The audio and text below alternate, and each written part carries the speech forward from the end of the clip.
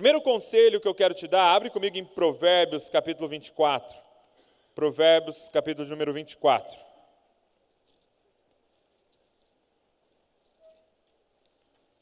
Provérbios, capítulo de número 24, eu quero ler os versículos 3 e 4 com você.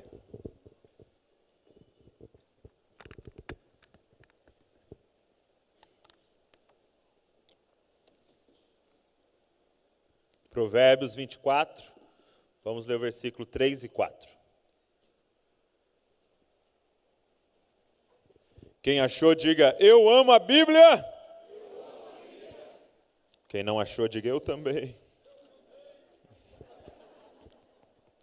Provérbios 24, versículos 3 e 4. Olha que interessante o que o sábio vai dizer para nós.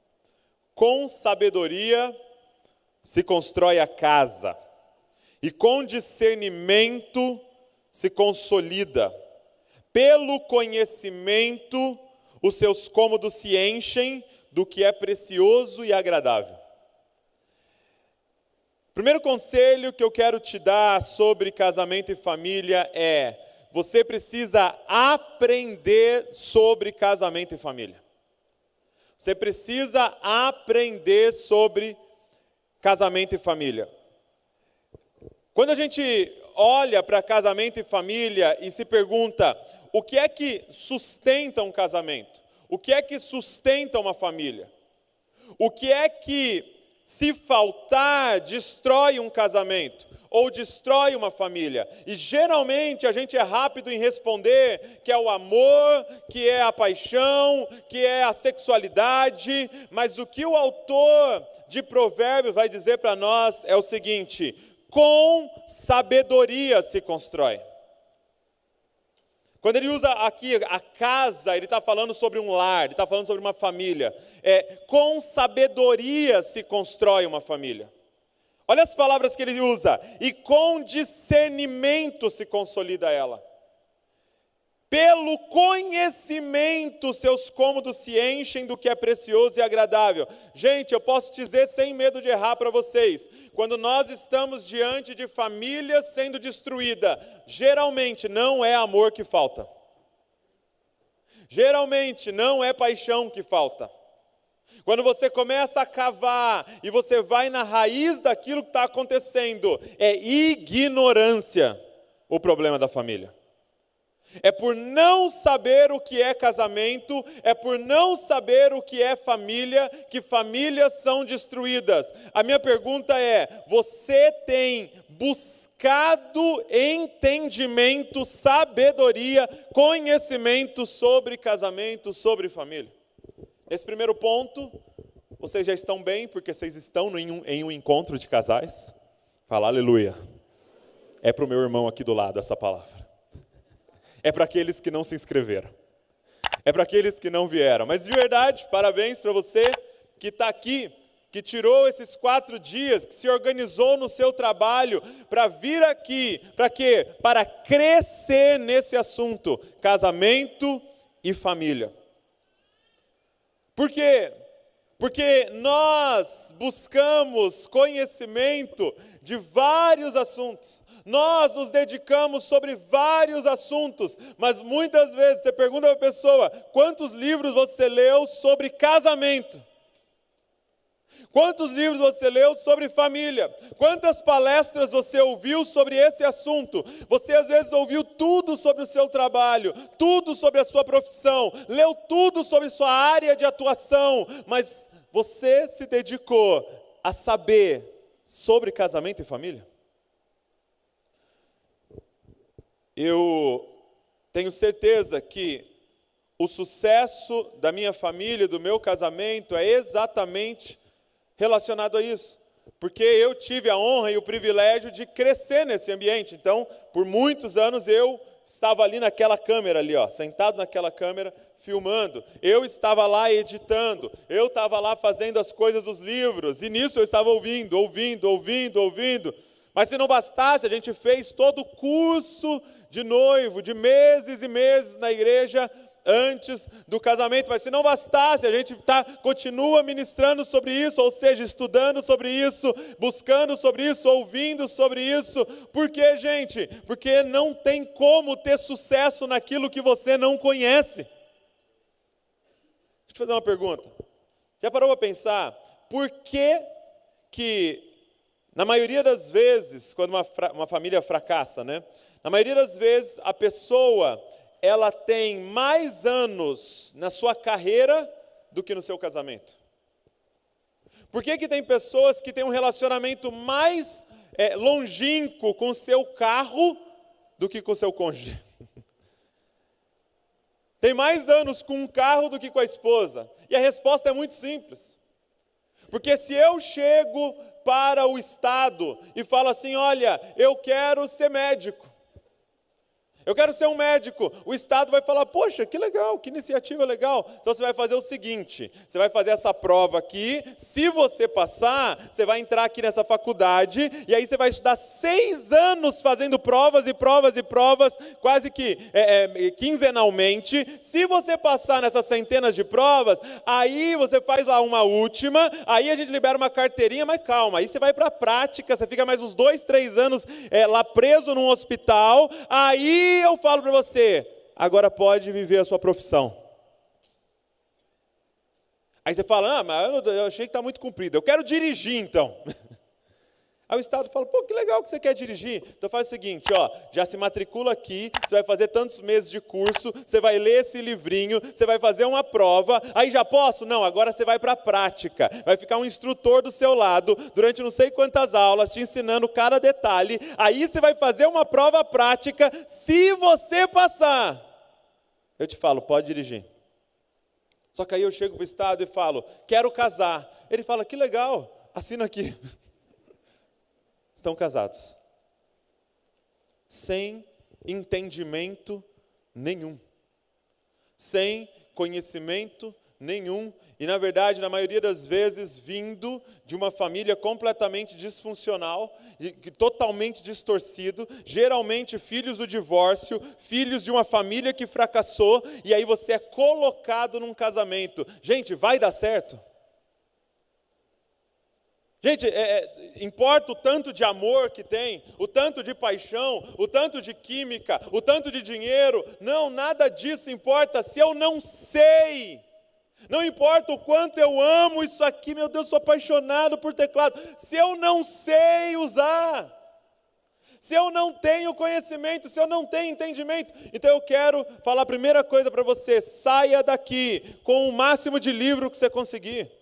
Saia daqui disposto a se debruçar sobre esse assunto. Por quê? Porque família é o nosso maior patrimônio. Não é a sua profissão. Família é o seu maior patrimônio. Então, se dedique a isso. Busque conhecimento, entendimento, sabedoria sobre esse assunto. Pega lá o canal do YouTube do pastor Josué, assiste as pregações, assiste as palestras, venha em outros cursos, quando a sua igreja fizer algum curso para os casais, entre nesse curso. Gente, é necessário humildade, e aqui principalmente os homens, porque as mulheres são muito boas em procurar ajuda, principalmente os homens, é necessário humildade da gente falar, eu não sei ser marido, eu não sei ser pai. E não tem problema, o problema é a nossa arrogância de não se abrir para conhecer, não se abrir para aprender. Então eu espero que você esteja saindo daqui com pelo menos um livro sobre esse assunto, para você crescer no entendimento, no discernimento, na sabedoria do que é casamento e família. Segundo conselho que eu quero te dar.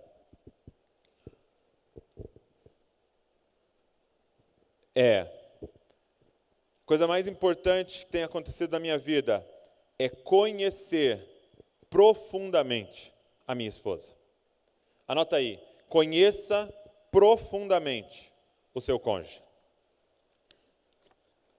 o seu marido e a sua esposa. Interessante que a Bíblia usa muito essa palavra conhecer, né? e até muitas vezes é uma referência ao sexo, quando fala que Adão conheceu a Eva. Por quê? Porque ele usa a palavra conhecer como nível máximo de intimidade. O que eu quero dizer para você você precisa se aprofundar, não só no assunto casamento e família, mas no assunto Valéria, no assunto Douglas, no assunto essa pessoa que está com você. Eu tenho um amigo, o Jonatas, né, o Johnny, e ele se formou em medicina lá em Bragança Paulista, né? Lá tem uma universidade, a Universidade de São Francisco, e ele é de São Bernardo, mas ele se formou em Bragança, então nós ficamos muito amigos, porque ele era lá da igreja. E depois que ele se formou, ele fez uma especialidade, né? Ele se especializou em médico da família, né? Medicina da família. E eu achei isso muito interessante. Aí um dia eu estava conversando com ele e falei, que legal, né? Mas como é que funciona? O que é essa especialidade, né? Um médico da família, né? O que um médico da família faz? Ele falou assim, que, por exemplo, um cardiologista, no que ele vai se especializar? No seu coração. Então, ele vai estudar coração. Ele vai estudar tudo sobre esse sistema, ele vai buscar todo o conhecimento nesse sistema para que ele possa saber o que fazer com o seu coração. Aí ele falou, um ortopedista vai estudar o quê? Sobre, né, os ossos e os ligamentos e tal, e ele vai estudar tudo sobre esse sistema para que quando você vá lá, ele seja especializado em joelho, em calcanhar, em pé e tal, para ele poder te servir. Aí um neurologista vai estudar o quê, gente? O cérebro. E ele vai estudar tudo sobre esse assunto, para que quando você vá lá, ele saiba tudo sobre esse pedaço aqui do seu corpo, para ele poder te servir. Ele falou, um médico da família vai ser especializado em Douglas.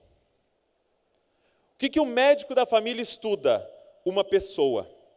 Então ele não é um especialista em cérebro, não é um especialista em joelho, ele não é um especialista em coração, ele é um especialista em você. Qual é a proposta da medicina da família? Eu pegar alguém criança e eu passar a vida inteira com essa pessoa, então eu conheço ela, eu estudo ela, eu sou um especialista nela. Quem está entendendo o que eu estou falando? Por quê? Porque aí eu consigo olhar com integralidade aquela pessoa. E aí eu olhei para aquilo e falei, cara, é exatamente o que eu preciso como marido, como pai. Eu preciso de uma especialidade, eu preciso ser especializado em Valéria. Eu preciso ser especializado em Davi, eu preciso ser especializado em Luísa. Se tem um livro que eu tenho que ler e uma prova que eu tenho que passar, é nessas pessoas que Deus me deu na minha vida. Você conhece profundamente a sua família. Só que, gente, é uma questão de foco, é uma questão de dedicação, é uma questão de aonde você está colocando a sua atenção. Por quê? Porque, por exemplo, eu entrei em contato com um livro muito legal, eu indico para vocês, eu nem sei se tem aqui, mas é um livro do Mundo Cristão chamado Uma Jornada de Autodescoberta. Uma Jornada de Autodescoberta. E é um livro que fala de uma análise de personalidade, tá? Que divide as personalidades em 9 personalidades. Então eu lembro que chegou esse livro lá em casa, né, que a Mundo Cristão manda para mim os livros e tal, para a gente fazer propaganda, e aí chegou esse livro em casa e a gente começou a folhear, né? E logo que você vê esses livros de personalidade, você fica procurando a sua, né? Então eu já estava lá procurando a minha e tal, e lendo, e aí vi qual que era a minha. Na sequência eu fui procurar de quem? Da Val, né? Val, vamos ver aqui qual que é a sua e tal. E aí li a personalidade da Val. E aí a gente fica, e agora o Davi? Como que será que o Davi é aqui? E a Luísa? Como que é a Luísa? E de repente a gente começou a aprender, eu comecei a aprender sobre a personalidade da Val. E aí algumas coisas que a Val fazia começou a ficar claro para mim. O porquê que ela fazia aquilo, o porquê que ela pensava daquele jeito, o porquê, e é legal no livro, porque ele coloca qual é a grande qualidade daquela personalidade e qual que é o grande defeito daquela personalidade. Por exemplo, a minha personalidade lá no livro é um 9, um pacificador. Tá? Então, pacificador, que é, né, o mais parecido com Jesus ali, né? Brincadeira, nada a ver. Um pacificador. E aí, quais são as qualidades do pacificador? Né? O nome já diz, é de pacificar as situações. Né? Eu lembro a história de um pastor que era um pacificador. Né? Chegou um cara, né, o João, chegou falando, pastor, estou muito bravo porque o Antônio falou isso, falou aquilo de mim. Você acredita que ele fez isso, fez aquilo, tal? Aí o pastor falou para ele, cara, sério? Poxa, você está certo, cara. Esse Antônio é terrível. Mas nós vamos orar sobre isso aí, vai dar certo. Tal. Aí foi embora o João. Aí o Antônio chegou. Pastor, você não acredita? Você acredita que o João falou isso de mim? E depois ele fez isso e está espalhando para os outros isso. Aí ele falou assim para o Antônio, sério que o João fez isso? Poxa, você está certo, Antônio. Meu Deus, não podia ser assim. Vamos orar, não, isso aí vai se resolver. Só que a esposa estava do lado, ouvindo as duas conversas. Antônio foi embora, a esposa falou, cara, como é que você fala que o João está certo e manda ele embora assim, e agora você fala que o Antônio está certo e manda ele embora? Ele falou, nossa, você está certa também. Vamos orar que vai dar certo. Eu não quero guerra com ninguém, meu irmão. Eu não preciso estar certo. Eu preciso de paz. E foi muito interessante lendo esse livro, porque o que eu percebi? Que essa minha personalidade, ela é transvestida de santidade. Ela é transvestida de gentileza. Por que eu digo transvestida? Porque eu não estou em busca da paz, porque é um mandamento de Deus. Eu estou em busca da paz por causa do meu egoísmo e preguiça de entrar em contato com sentimentos negativos. Então, quantas vezes eu não falei a verdade para alguém que precisava ouvir a verdade e ser transformado, porque eu não queria me indispor com aquela pessoa. E eu pequei buscando paz. Quando eu comecei a ler aquilo, e a Val começou a ler aquilo, ela começou a entender o meu coração, entender as minhas falhas, entender o meu pecado. Quando eu comecei a ler da personalidade da Val, eu comecei a entender o coração dela, o porquê ela tomava certas decisões, e os defeitos dela, e as qualidades dela, e eu comecei a conhecer verdadeiramente a minha esposa. Não só a personalidade, mas os dons e habilidades. Quais são os dons da sua esposa? Quais são os dons do seu marido? Você saberia falar quais são as habilidades dadas por Deus para o seu cônjuge? Por quê? Porque é nossa responsabilidade desenvolver essa pessoa que está do nosso lado. Sabe, eu queria que você saísse daqui com um compromisso. O compromisso de gastar a sua vida fazendo essa pessoa ser tudo que ela tem que ser em Deus. Tudo. Gente, o meu maior compromisso na minha vida é que a Val seja tudo que ela tem que ser em Deus. Eu sou o cara que vai ficar o tempo inteiro tirando a Val da zona de conforto dela. Tirando a Val de algum comodismo, de algum lugar que ela vai estagnar. Eu sou o cara que tem que ficar ali. Não, você pode mais, você vai além. Por quê? Porque é minha responsabilidade. Deus me colocou ao lado dela para quê, gente? Para que ela possa se desenvolver. E é responsabilidade dela que eu me desenvolva. Quantas vezes a Val falou, cara, que legal essa pregação aí, mas você podia ter estudado mais. Todo mundo falou, nossa, foi muito abençoado, mas ela sabe que eu podia mais. Você tem uma Val em casa? E que nós todos sejamos assim, comprometidos com o desenvolvimento do outro. Eu sei que você pode mais, eu sei que você pode além, eu sou o seu maior intercessor, eu sou o seu maior torcedor, e eu sou o seu maior coaching aqui do seu lado. Vai! Você conhece seu cônjuge? Você conhece ele, você sabe quais são os dons e habilidades dessa pessoa que está do seu lado? Eu quero que você saia daqui comprometido, de ser uma plataforma de lançamento para essa pessoa, cara. Marido, deixa eu falar de forma específica com os maridos. Nós precisamos desenvolver as nossas esposas. Nós precisamos de mulheres fortes, de mulheres posicionadas biblicamente nessa geração.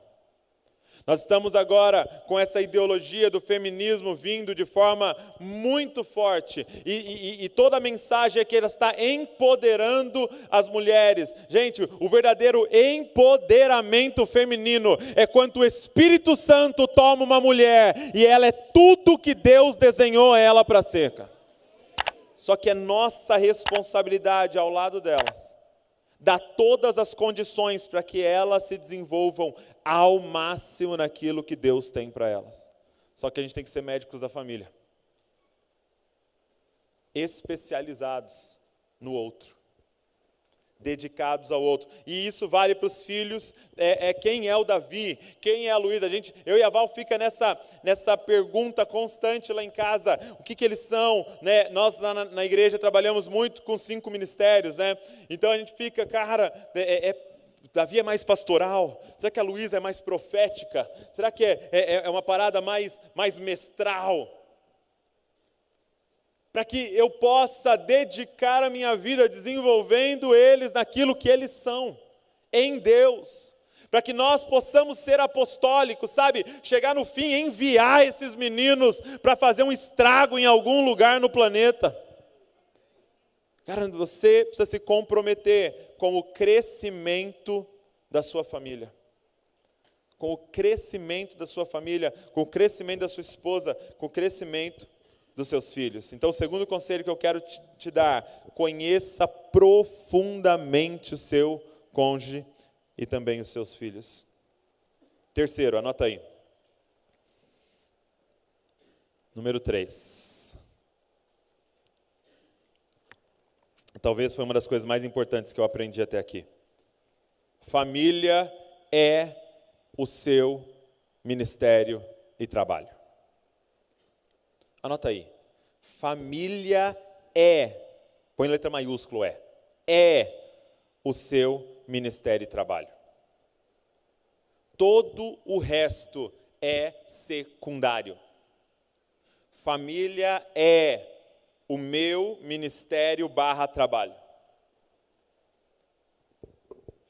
Sabe, eu estou cansado, gente, de ver pastores que querem uma família ajustada.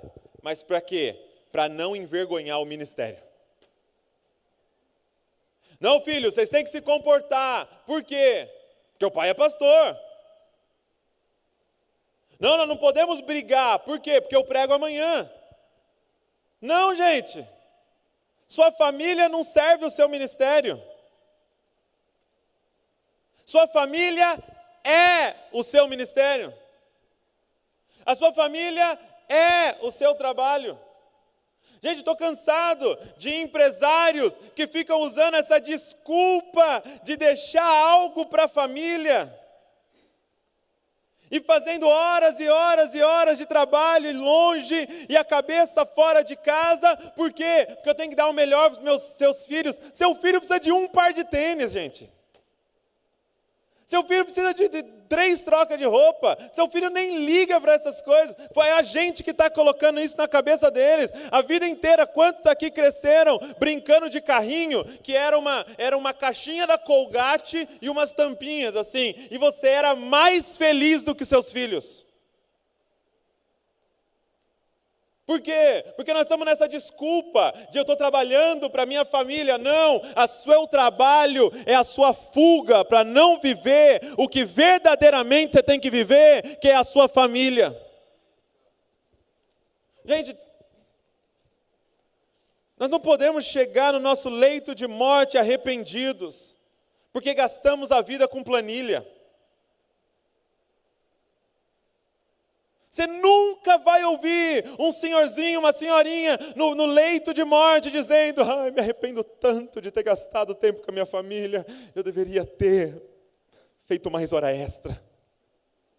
Eu deveria ter comprado mais um terreno. Eu deveria ter não sei o quê. Nunca você vai ouvir. É sempre o mesmo discurso. Se eu pudesse voltar atrás. Se eu pudesse voltar atrás. Se eu pudesse voltar atrás. Cara, família é o nosso ministério. É o nosso trabalho. Entenda, quando você entra na sua casa, ali você está entrando na sua igreja. Lá na igreja, você é o co-pastor. Sabe, algo que e é uma luta minha, uma luta da Val, nós ficamos o tempo inteiro voltando para isso. Ele disse, Jesus, eu edificarei a minha igreja. Eu edificarei a minha igreja. Você constrói a sua família. Ei, quando você entra na igreja, você é co-pastor, porque a igreja já tem um bom pastor, fica tranquilo. Agora, quando você entra em casa, é a sua responsabilidade. A sua casa. Sabe, eu gosto muito de Marcos, capítulo número 5, quando Jesus ele vai para uma cidade chamada Gadara, né? E ele chega em Gadara e tem lá um endemoniado, né? E você conhece a história, ele é possuído de uma legião de demônios. Ou seja, imagina, milhares de demônios dentro daquele homem, atormentando ele, provavelmente há anos. Ele já vivia isolado, morava no cemitério, se mutilava, ninguém chegava perto. Tentavam prendê-lo, ele estourava, ele tinha uma força sobrenatural, estourava as correntes, e de repente Jesus chega naquele lugar. Quando Jesus chega na praia, o gadareno vem correndo, parece que ele vai machucar aqueles homens, mas ele se prostra aos pés de Jesus. Olha o poder que o nosso Senhor tem contra demônios. Ele se prostra aos pés de Jesus, e aquele que ninguém conseguia controlar, começa a pedir permissão para Jesus para fazer as coisas. E aí ele fala assim, deixa a gente, não manda a gente para fora dessa região e tal, deixa a gente ficar aqui nessa região. E aí Jesus expulsa e eles entram nos porcos, e os porcos se suicidam, tal, os porcos todos morrem lá, precipitados, e de repente a cidade vem. Avisam a cidade o que aconteceu, e a cidade toda sai para ver a cena. E aí a cidade vê duas coisas, os porcos, e todo o prejuízo financeiro que teve, porque milhares de porcos morreram, era a finança deles, e eles veem o homem curado, liberto. A Bíblia diz que vestido e conversando em sã consciência normal. E eles têm uma escolha: o homem ou os porcos? O homem ou os porcos? O homem ou os porcos? E eles escolhem os porcos. Uma cidade que amava mais os porcos do que gente. E eles expulsam Jesus daquela região. Mas para mim o que é impressionante é que quando Jesus entra no barco, o gadareno vai atrás dele. Esse ex-endemoniado viveu o dia mais extraordinário da vida dele. Teve o maior encontro com Deus da história dele, completamente liberto, completamente sã consciência, e é lógico que ele faz o que todos nós faríamos. Ele chega para Jesus e fala: me leva com você, porque agora, meu irmão, eu preciso viver o meu ministério. Agora eu preciso ir para os quatro cantos dessa terra e proclamar o que Jesus fez na minha vida. Me leva com você, eu sou um outdoor, e todos vão ver a tua glória quando ouvir a minha história. Me leva com você, eu quero conhecer mais, eu quero aprender mais, eu quero pregar, eu quero fazer o que você está fazendo. Jesus fala para ele: não, diga comigo, não. E ele diz assim: volta para a sua casa, volta para os seus, e anuncia entre eles o que eu fiz na sua vida. Eu quero dizer uma coisa para você: a sua família é campo missionário suficiente para você gastar o resto da sua vida. Se você quer mudar o mundo, cuida da sua esposa e educa bem os seus filhos, e você já deixou um legado para o planeta.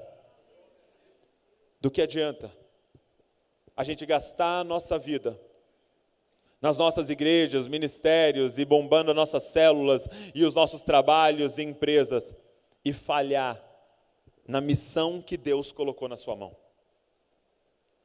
Na missão que Deus confiou nas nossas mãos. Posso te falar, cara? Diminui o salário. Diminui as entradas. Diminui o avanço da igreja. Mas volta para sua casa e renova a sua mente. Você não vai sair daqui pensando assim do jeito que eu estou falando, porque é muitos anos que você está com isso invertido na sua cabeça. Mas renova a sua mente dia após dia. Isso aqui, ó, a minha família é o meu ministério, é o meu trabalho. Eu trabalho das 8 às 5 de forma secundária. Isso aqui é só realmente para que eu possa sustentar o que de verdade é o meu trabalho e a minha missão. A minha família. Quem está entendendo o que eu estou falando aqui? Pedro vai dizer o seguinte, 1 Pedro 3,7, anota aí, 1 Pedro 3,7. Ele diz assim, e aí ele vai pegar com os maridos aqui. Porque isso realmente acaba sendo um problema maior dos maridos. 1 Pedro 3,7. Maridos, vocês igualmente vivam a vida comum do lar, com discernimento, dando honra à esposa, por ser a parte mais frágil e por ser co-herdeira da mesma graça de vida. Agindo assim, as orações de vocês não serão interrompidas. Presta atenção no que Pedro está falando. Maridos, vocês igualmente vivam a vida comum do lar. Ah, não, eu vivo a vida comum. Olha o que Pedro está falando. Com discernimento. Ou seja, é empenhando as suas faculdades mentais em relação ao seu lar. É dedicado ao seu lar. Qual é o plano que você tem para o seu lar? O que você está fazendo? O que você está dedicando à sua família? Dizendo, olha, aqui é o plano, aqui é o orçamento, para que o meu filho se torne isso, para que a minha esposa se desenvolva dessa forma. Agora eu vou estudar esse curso aqui, eu vou lá para os Estados Unidos fazer um mestrado para a minha família avançar. Não, mas não, isso não. Isso é só para a empresa avançar. Isso é só se o ministério for bombar. Marido, tenha coragem de viver a vida comum do lar. E aqui, gente, Pedro pega pesado. Ele fala, se você não está vivendo isso, as suas orações serão interrompidas. Diga, amém. Você já imaginou? Ter as suas orações interrompidas. Por quê? Por não viver a vida comum do lar. Com discernimento, honrando a esposa. Cara, vamos voltar para casa e reorganizar a nossa família como a nossa prioridade. Tem um livro que mexeu muito comigo e eu quero indicar para você, esse aqui eu tenho lá, eu trouxe, se chama Simplesmente Crente, por uma vida cristã comum. O que o autor vai falar é que nós estamos vivendo numa era, num tempo, de que nós só queremos o extraordinário, nós só queremos o uau, nós só queremos o meu Deus, o nunca vimos nada igual. Tanto que algumas palavras, elas se tornaram ofensa na língua portuguesa. Tem algumas palavras que elas se tornaram uma ofensa na língua. Por exemplo, imagina que eu conheça alguém aqui, conheça algum casal aqui, né? Então nós jantamos, almoçamos juntos aqui e tal, e aí alguém vem me perguntar, e aí, conheceu o casal lá? O que você achou deles? Aí eu falo assim, poxa, é um casal comum. O que você ia achar dessa definição? Eu achei a esposa uma esposa bem normal. Achei o marido um cara bem simples. Você entende que isso se tornou ofensa? Comum, normal, simples. Eu não quero ser comum. Imagina na sua lápide, Douglas, um homem comum. Uau! Incrível, que vida. Valéria, uma simples mãe. Você entende que a nossa sociedade está enfiando na nossa cabeça que isso é ruim? Tirando a gente de viver a vida comum do lar. Por quê? Porque parece que a gente está desperdiçando a nossa vida quando a gente senta para brincar com as crianças. Parece que a gente está perdendo tempo quando a gente senta para ter uma conversa com a esposa ou vai num cinema. Parece que a gente está desperdiçando o tempo. Sabe? E aí o autor vai defender essa verdade bíblica de ser simplesmente crente. E eu queria ler só um trecho para você, na página 23, que é de uma mulher que ela foi para o campo missionário, passou um tempo no campo missionário, servindo em lugares extremamente, vivendo uma vida extremamente radical, né? Servindo na África e tal, e aí ela faz esse relato, ó. Agora, e ela volta para os Estados Unidos, para a casa dela, ok? Agora estou na casa dos 30 anos, tenho 2 filhos e vivo uma vida um tanto comum. Aos poucos reconheço que para mim é muito mais assustador e difícil estar em casa o dia todo com um bebê e um garotinho de 2 anos do que viver num vilarejo africano destruído pela guerra. O que preciso é de coragem para o comum, para o corriqueiro, para a mesmice de todo dia da vida. Cuidar dos sem-tetos é muito mais empolgante para mim do que escutar atentamente as pessoas da minha casa.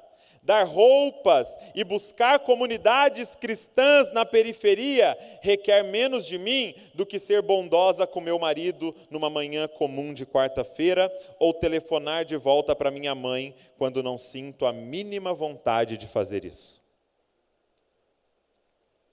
Muitas vezes, gente, o nosso ministério é uma fuga para a gente não viver a vida comum do lar. Para a gente não viver o fruto do Espírito na nossa casa. Muitas vezes, e no final de semana, pregar 4 vezes nas conferências é muito mais fácil do que ficar em casa e educar os meus filhos. Quem está entendendo o que eu estou falando aqui? Marido, esposa, viva a vida comum do lar. Jesus vai dizer que muitos vão chegar diante dele naquele grande dia, dizendo, deixe-me entrar, e ele vai falar, não. E eles vão falar, por quê? Em teu nome expulsamos demônios, em teu nome curamos enfermos, em teu nome pregamos por toda parte, em teu nome plantamos igreja, em teu nome fizemos isso e aquilo. E ele vai falar, eu não conheço vocês que vivem a iniquidade. Talvez ele vai dizer, mas cadê sua esposa que nem está aqui do seu lado nesse grande dia? Cadê os seus filhos que estão todos condenados? Não está ninguém aqui. Do que adianta o tanto de demônio que você expulsou para o tanto de demônio que tinha nos seus filhos? Do que adianta do tanto dos enfermos que você curou, das doenças emocionais que você causou na sua esposa ou nas suas esposas? Gente, não podemos inverter o que realmente é prioridade. A família é o nosso ministério, não é o nosso maior, não, é o nosso ministério, é o nosso trabalho. Nesse livro ele conta que tinha um monastério, né, que tinha uma placa na cozinha, e a placa da cozinha estava escrita assim, olha, todo mundo quer revolução, ninguém quer lavar a louça. Vou falar de novo para você. Quer mudar o mundo? De verdade, estou falando de verdade. Quer mudar o mundo? Volta para sua casa e cuida da sua família. Porque a partir da sua família, as outras famílias da terra serão benditas. A salvação virá a partir dos seus filhos bem educados. Os seus filhos em chamas por Jesus. Os seus filhos amando a igreja. Por quê? Porque você não colocou a igreja em primeiro lugar. Se você quer causar um impacto, conhece a sua esposa profundamente e gasta a sua vida desenvolvendo ela. Conheça os seus filhos. Compartilhe o seu coração com seus filhos.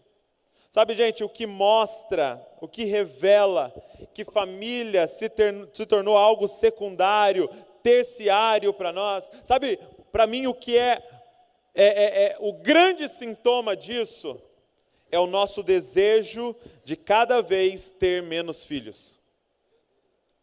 E quando você vai conversar com um casal, por que você não vai ter mais filhos? Ah, porque é muito caro. O que você está me dizendo?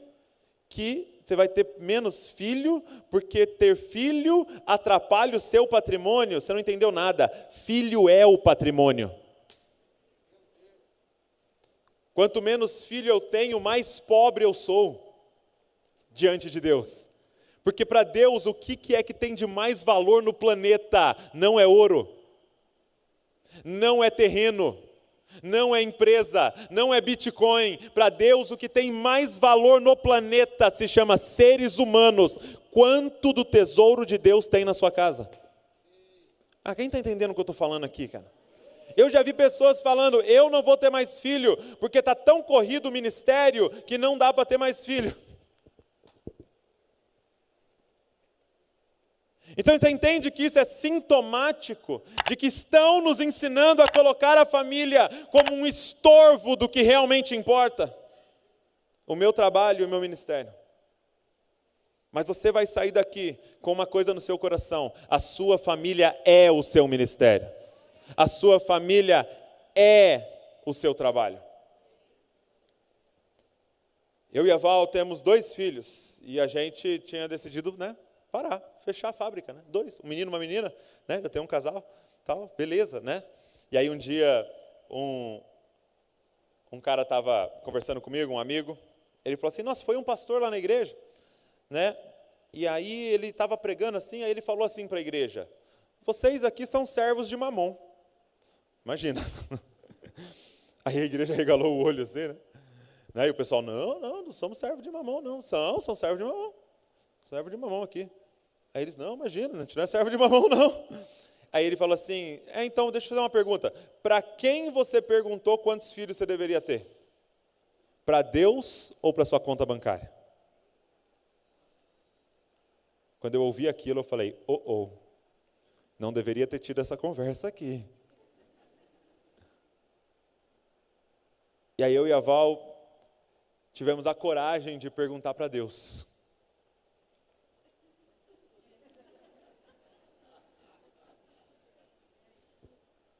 E Deus responde. Eu lembro que uma mulher chegou na igreja, chamou a Val de canto e falou assim: sua família é boa demais para ser pequena. E a gente falou: ok, Deus, seja feita a tua vontade. E nós falamos: Senhor, seja feita a tua vontade. Se o Senhor quiser que a gente tenha mais filhos, nós vamos ter mais filhos. E estamos abertos a isso. Eu ia operar, cancelei a operação. Estamos abertos a isso. Gente, por quê? Porque nós vamos ter que renovar nossa mente. O mundo está pregando um sistema. Nós, como igreja, temos que nos levantar de forma diferente, dizendo: vocês podem continuar pregando o que vocês estão pregando, a gente não tem controle sobre isso, mas eu e a minha casa servimos ao Senhor. Aqui dentro é uma outra mentalidade que opera. Aqui dentro nós vemos filhos como o maior patrimônio que Deus poderia nos dar. Cutuca a sua mulher e fala: me dá mais uns filhos aí. Meu Deus!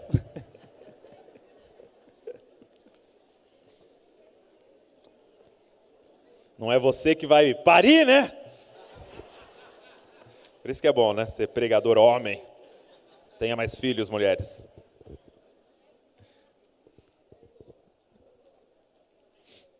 Quarto conselho. Chega desse conselho, Douglas. Vamos para o próximo. Quarto conselho. Nossa família está em missão. Isso é uma coisa muito importante, gente. Nossa família está em missão. Qual é o motivo de Deus ter unido vocês?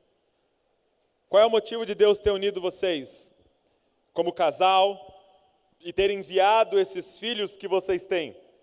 Porque Ele confiou a vocês uma missão. O maior problema hoje dos casais e das famílias, gente, é que os casais hoje, eles acham que o casamento é viver um de frente com o outro. Então imagina, eu aqui, a Val aqui na minha frente, e eu olhando para a cara dela assim, E ela o dia inteiro olhando pra minha cara. Sabe o que acontece se um ficar olhando para a cara do outro o dia inteiro? Eu falei, nossa, parece que sua orelha é um pouco maior na direita aqui. Estou vendo um negócio aqui, nasceu uma espinha nova aqui? Pô, mas essa barba branca aqui que nasceu nova aqui, é isso mesmo? Tal, mas parece que está entrando uma entradinha aqui. Esse é o problema, cara. É que a gente acha que casamento é um de frente com o outro. Mas não. Casamento e família é um ombro a ombro com o outro. Não é os dois olhando um para a cara do outro. Casamento é os dois olhando na mesma direção. A missão que Deus deu para a gente como família. Quando a gente está ombro a ombro, não dá tempo de ficar brigando. Por quê? Porque aquilo que Deus confiou nas nossas mãos é muito maior do que qualquer defeito que possa aparecer no caminho. Quem está entendendo o que eu estou falando?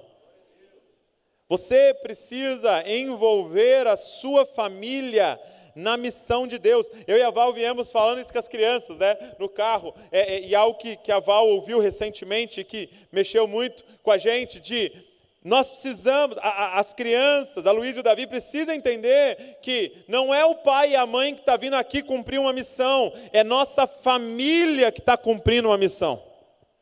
Que hoje é o pai aqui em cima pregando, mas eles são os intercessores lá embaixo, e o resultado do que vai acontecer aqui em cima é baseado naquilo que eles oraram lá embaixo, e você coloca eles na missão juntos. Não é o pai e a mãe tem que ir para a igreja, não, é nós edificamos a igreja. Aquela é a nossa igreja, aquela é a nossa responsabilidade, aquela é a nossa missão. Gente, em Gênesis 2, em Gênesis 1, assim que Deus cria o homem e a mulher, Ele junta os dois. Sabe qual é a primeira coisa que Ele faz? Missão. E criou Deus o homem e a mulher. Então ali os dois, a primeira coisa já é um mandato. Ei, multipliquem-se, encham a terra. Olha Deus falando de novo, meu Deus. É muito forte. Multipliquem-se, encham a terra, domine sobre ela. Do que ele estava falando? Qual é a missão da família? Espalhar a imagem de Deus por toda a terra. Qual é a missão da sua família? A missão da sua família é espalhar o conhecimento de Deus por toda a terra. Qual é a missão da sua família? É revelar o céu na terra. Sabe o que é a sua casa, gente? A sua casa é uma embaixada do reino de Deus. Já viu esse conceito da embaixada, como é interessante? Tem a embaixada dos Estados Unidos lá em São Paulo, né? A embaixada americana em São Paulo é o seguinte: quando você pisa do portão para dentro, você sabia que é como se você estivesse em território americano? Sabe quais são as leis dentro daquele terreno? São as leis dos Estados Unidos. Mas está em São Paulo, mas é uma embaixada. Sabe como eles se vestem lá dentro? Com roupa de americano. Sabe aquelas calças com um monte de bolso assim? Não sei que o americano gosta de tanto bolso, assim, acho que ele tira uns canivetes, né? Tira umas coisas. Sabe qual a comida que eles comem lá dentro? Eu li que eles trazem comida dos Estados Unidos para que ali dentro eles comam comida americana. Por quê? Porque ali é uma embaixada. Sabe qual é a língua que eles falam lá dentro? Inglês. Porque aquele território é um território americano em solo brasileiro. O que eu quero falar para você é que você e a sua casa são uma embaixada do reino de Deus. A sua casa é o assim na terra como no céu. Quando pisarem dentro da sua casa, eles podem estar em Bragança Paulista, mas eles estão pisando num terreno celestial no meio da cidade. Sabe qual é a língua que fala ali dentro? Não é simplesmente português, é a língua do reino de Deus, cara. É a língua do amor, é a língua do céu que é falado. Sabe quais são os costumes ali dentro? Não importa o que está acontecendo lá fora, não importa que é Babilônia ali fora. Quando você pisa dentro da casa, é uma embaixada do reino de Deus. E vai ficando claro, aqueles que servem ao Senhor e aqueles que não servem. A missão da sua família é espalhar o conhecimento de Deus por toda a terra. A sua cidade depende da sua família. Não depende do prefeito. Desculpa, você está preocupadão em quem você vai votar no ano que vem? A nação brasileira depende das embaixadas do reino de Deus que estão aqui nesse país. Você quer mudar a nação? Meu irmão, cuida da sua família e faz da sua casa um pedaço do céu no meio da sua cidade. Pessoas vão entrar na sua casa e serão curadas. Pessoas vão pisar na sua casa e serão libertas. Pessoas vão entrar dentro da sua casa e serão salvas, apenas de olhar a forma que vocês vivem. Eu lembro uma vez que eu estava com um outro pregador num evento, e ele contando que ele morava em Fortaleza, e ele foi num cabeleireiro, ia conversar com a dona do salão lá, né? E aí a dona estava atendendo uma mulher, e ela falou, senta aí na recepção, espera um pouco, tal. E aí ele sentou na recepção, e ela lá cortando o cabelo da mulher, tal. E aí a mulher falou assim, você é crente, né? Para a cabeleireira, né? Aí a cabeleireira, sou crente, tal. Ela, que legal, estou pensando em virar crente. O pessoal está se auto-evangelizando assim já, né? Tô aqui, vou me batizar aqui, sozinha. Ela é mesmo, por quê? Ela é porque eu moro num condomínio, né, tal, e mudou uma família lá do lado. E mudou essa família lá do lado, e essa família, meu vizinho agora, eles falam inglês o dia inteiro. Só que eu entendo inglês. E eu comecei a ouvir eles conversando. Eu estou assim assustado, eles ficam o dia inteiro assim, eu te amo, não, eu te amo mais, poxa, me perdoa, eu falei errado e tal, e aí eles declaram o amor, aí eles pedem perdão, e aí eles falam da palavra um para o outro, e eu nunca vi eles levantar a voz, eu nunca vi eles brigar, e eles só falam isso o dia inteiro. Só que faz meses já que eles estão do lado, e eu descobri que são pastores, eu estou pensando em virar crente. Aí o menino não aguentou. O menino levantou e falou assim, por acaso, o seu vizinho chama Abe Uber? Ela, é isso mesmo, esse é o nome dele. E aquela mulher se entregou para Jesus, bisbilhotando o vizinho. Porque uma embaixada do reino de Deus mudou para o lado da casa dela. Cara, na sua família tem uma missão. Vocês aqui são os responsáveis de mudar o Brasil. Quando foi lido aqui, estado por estado, você tem a responsabilidade dessa nação. Como Douglas, cuidando da sua família. O seu principal trabalho e o seu principal ministério. Fica de pé no seu lugar.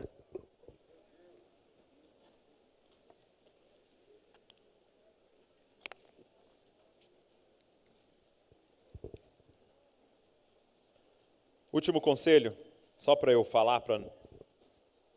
Quinto conselho é esse. Mostre quem manda na sua casa.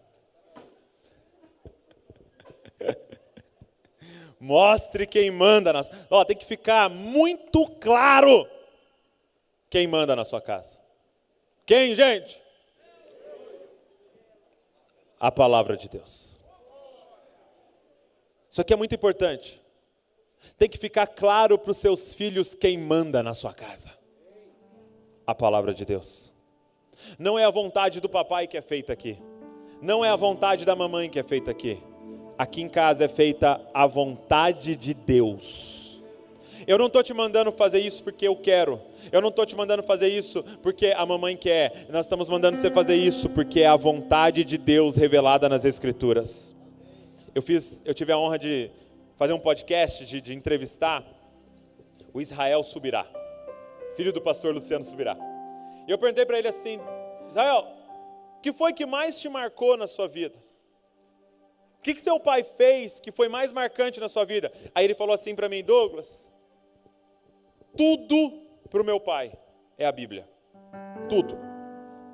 Então todas as vezes que eu apanhei, que eu levei bronca, ele abria a Bíblia e falava, você está errado, porque está escrito aqui, isso, tal, então você vai apanhar, tá? Porque você está errado em pecado, e aí, pum. Tudo. Todas as vezes que meu pai me deu uma bronca, ele me deu uma explicação bíblica do porquê que estava errado.